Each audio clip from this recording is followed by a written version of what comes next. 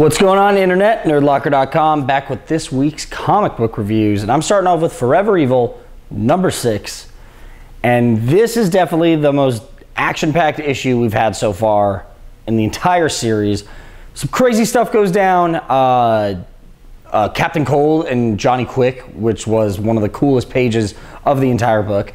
Batman finally meets up with Nightwing. You see his predicament.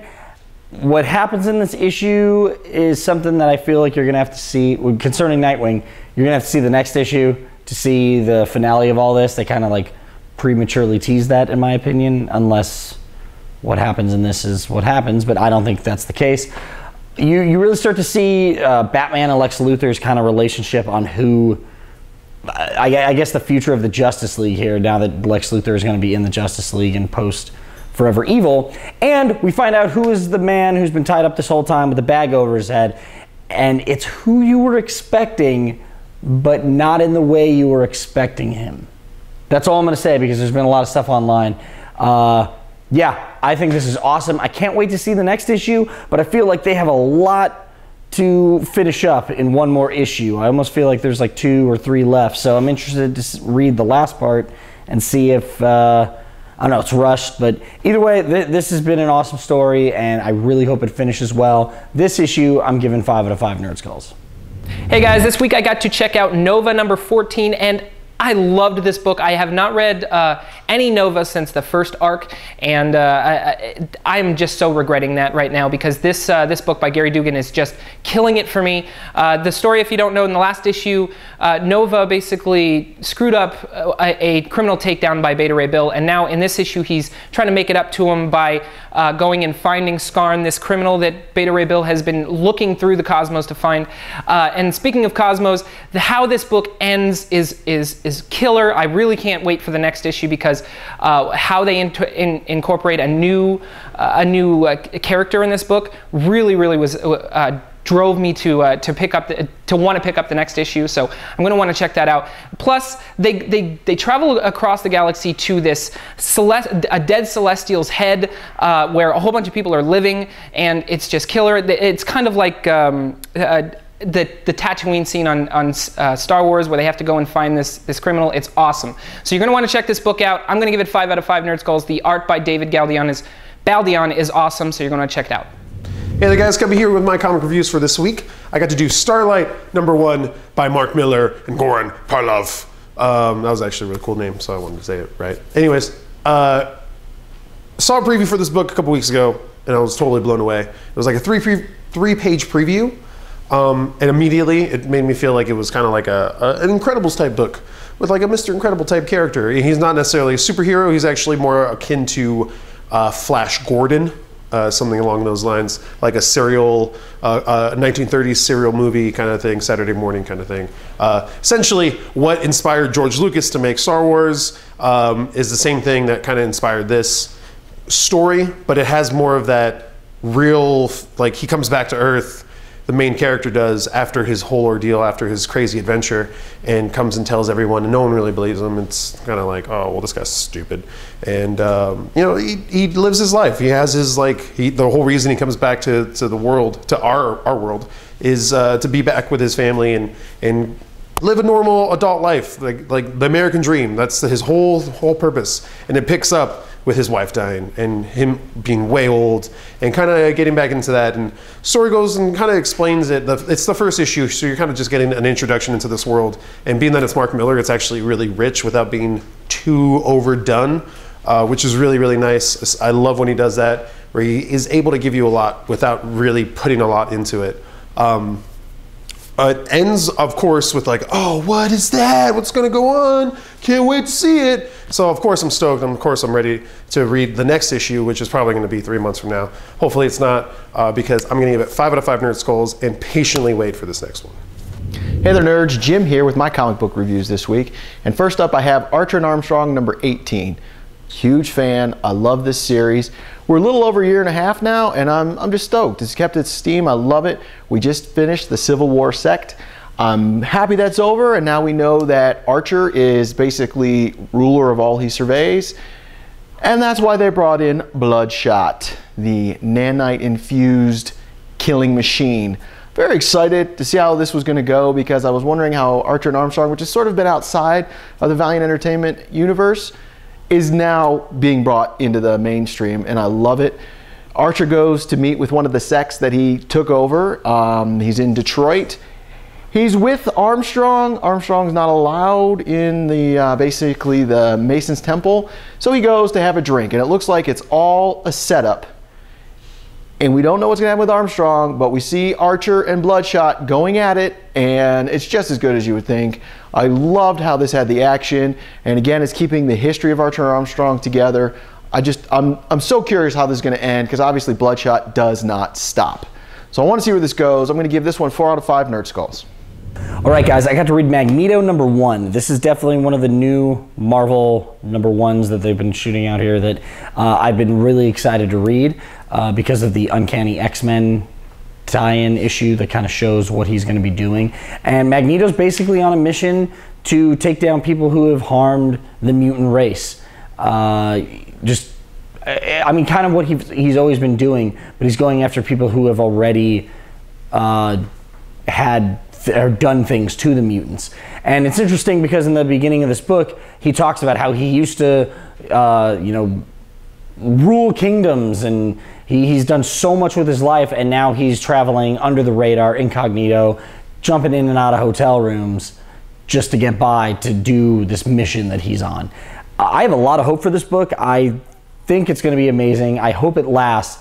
And the thing I like about Marvel with their villains is I feel like in comparison to DC, DC puts a villain in its own title. They try to, you know, kind of make things okay, like make him not as bad and evil in it. Whereas this is Magneto, and he's letting loose. He walks into a police station full of stuff and just raises hell. It's awesome. I highly suggest reading it. I'm giving it 4 out of 5 Nerd Skulls.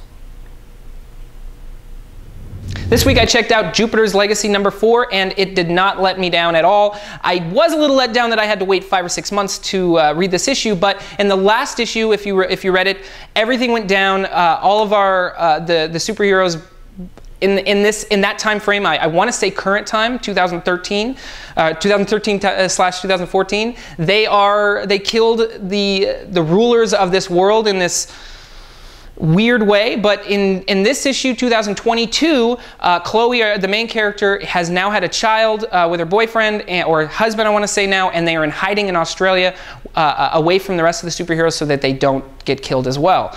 I love Mark Millar, the way he incorporates characters very subtly.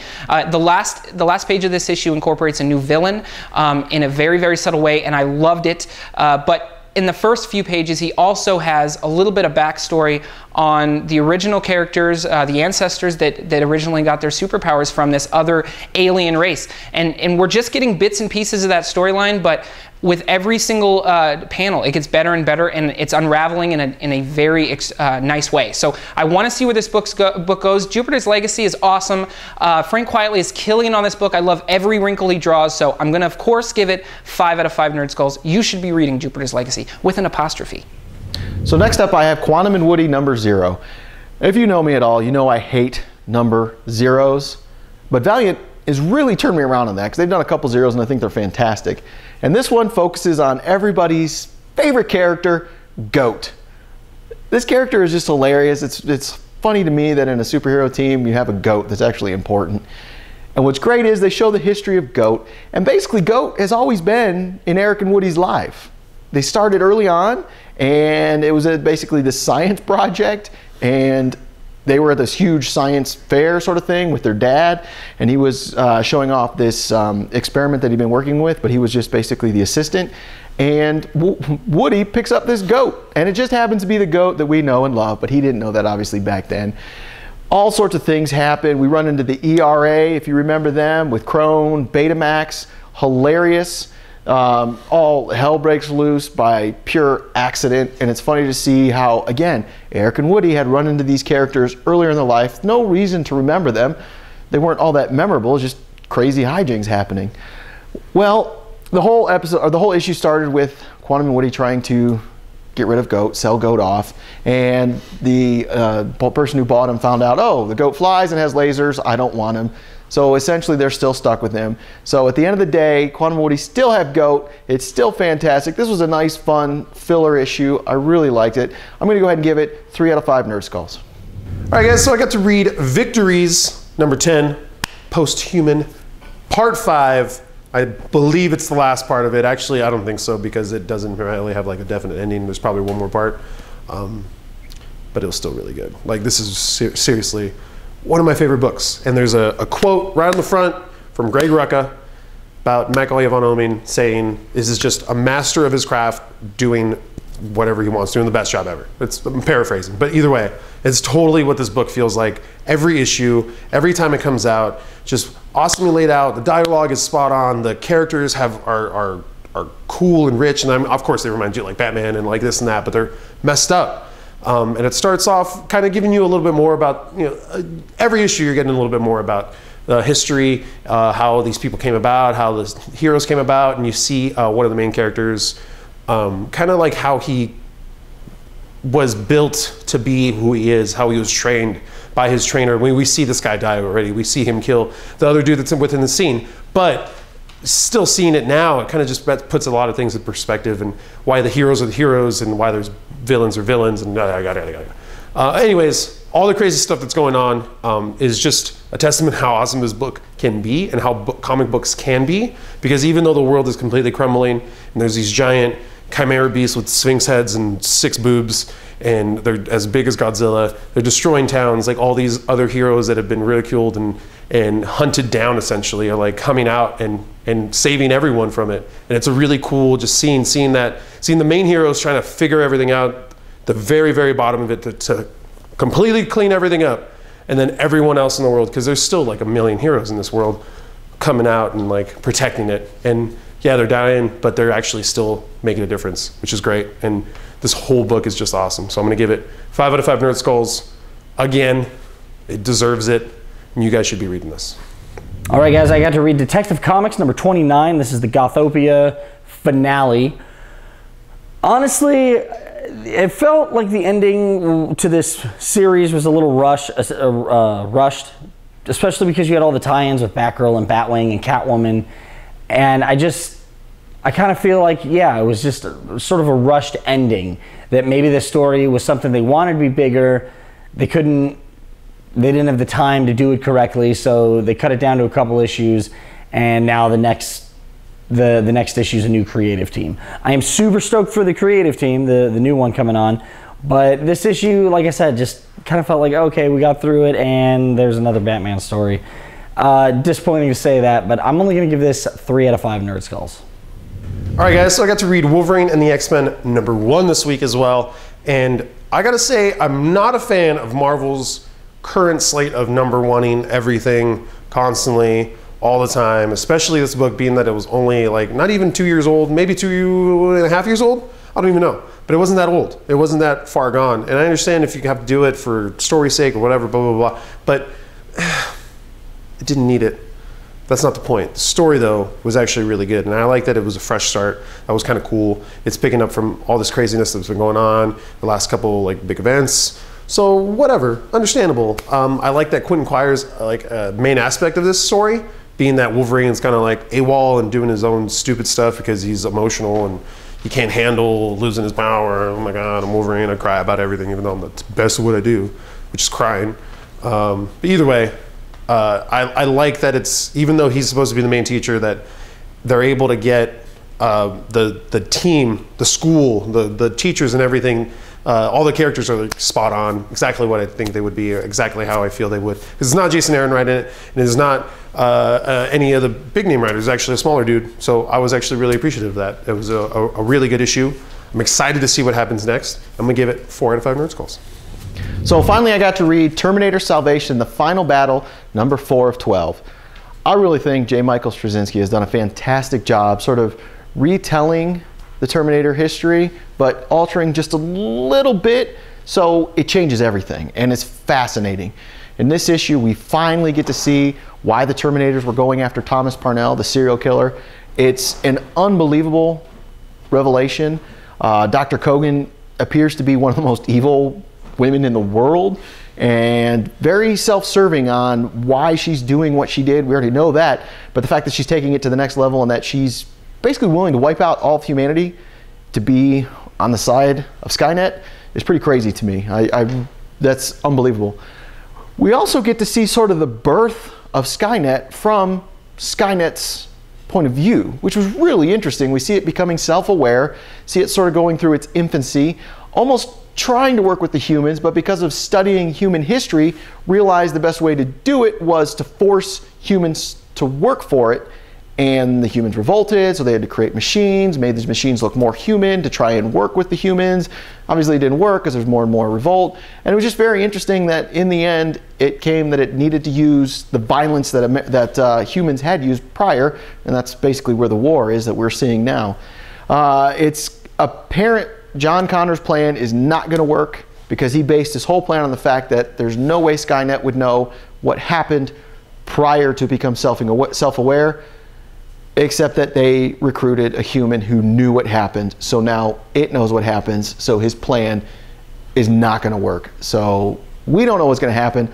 All hell's going to break loose. It was cool though, because at the end we see Kyle Reese getting ready to go, and he's been studying the picture of John Connor's mom, and he doesn't exactly know what his full mission is, but we do, so that's kind of fun to see.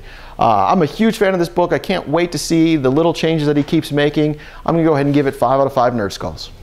All right, guys, I got to read Moon Knight #1. Moon Knight has always been one of my favorite characters, but I feel like in the entirety that I've been reading comic books, he always just kind of gets thrown to the side when things aren't working out with the series, or it's cut to a smaller series, and you don't really see a lot of him in the regular Marvel universe. So I'm stoked that we got Warren Ellis writing this. Hopefully more people get attracted to it, and hopefully he kind of cleans up the mumble or jumbled history that we've had with Moon Knight lately. He's back in New York, moved back from LA, which the Bendis series had him over there. He's back here. They are explaining that. You only get a little, like kind of the beginning of the story in this. Obviously it's a #1, but you don't get the full explanation of why he went from LA to New York again. The artwork is great. This first issue is really, really good. I'm just nervous that 10 issues in, it's going to become another Moon Knight book and maybe get lost by the wayside, and that really disappoints me. So I'm giving this book 3.5 out of 5 Nerd Skulls, but I really want everyone to check it out. I really hope this catches on because he's a great character. I just think he needs to be utilized more and he needs to be utilized better. Hopefully Warren Ellis has this. I'm trusting him, but yeah, first issue, 3.5 out of 5 Nerd Skulls. All right, guys, so I got to read Superman Batman Annual #1, which I guess it doesn't really need to be a #1, but either way, I got to read it, and I was actually pleasantly surprised with this book. I didn't really even know what was going on in actual Superman Batman, but apparently Mongol has been destroying everything and being a douche, and so they send him to the Phantom Zone. That's where it starts off, and lo and behold, his son shows up. Jochi or whatever, I don't know how to say his name, but either way, shows up ready to throw down with the Earth because they put his dad down, and someone needs to pay for that. So he calls up Superman, Batman, bring up a clan, each members from their clan, 2 members each, and the fact that I don't want to give too much away, that's kind of already giving you a lot of the story. You should really read it because it's like 3 awesome, good acts, all drawn by 3 insanely good artists, and it plays out really well. It plays out really well in that sense of it's a Superman Batman book, so as the panels are going, it's switching from Superman to Batman, and they're essentially saying the same thing. They're best friends. They know what each other's thinking, what each other's doing, how to push each other's buttons, and they do it in a positive way to each other, and they know what they need to do, and it's kind of beautifully executed in this book, which is kind of hard to do with these big time guys. So the fact that it's done really well really pleases me. So I'm gonna give it 4 out of 5 Nerd Skulls. All right, I got to read Green Arrow #29, the next chapter in the Outsiders War. The last issue we had Oliver kind of getting off the island, but stranding his father and Shadow there, which is something, honestly, I mean, he says in the book that he is happy to do because he hopes they both rot there because they've lied to him and his whole life is screwed up. But he's still trying to take down the rest of the Outsiders. Something gigantic happens at the end of this book, And I keep feeling a lot of similarities between the TV show and the comic book in here, but I mean, really reading it, I started reading when Jeff Lemire hopped on, and really looking at this issue, I paid more attention than maybe I have in the past, but I don't think it's necessarily a bad thing, because the TV show isn't that bad, and I think building these bridges is going to help comic reader, TV people move over into comic readers. And I mean, Jeff Lemire just does a great job at writing. He's awesome, and I can't wait to see, I think the next one is the finale of this, but I want to see that, and I want to see what else he has in store. This issue's really good. I'm giving it 4 out of 5.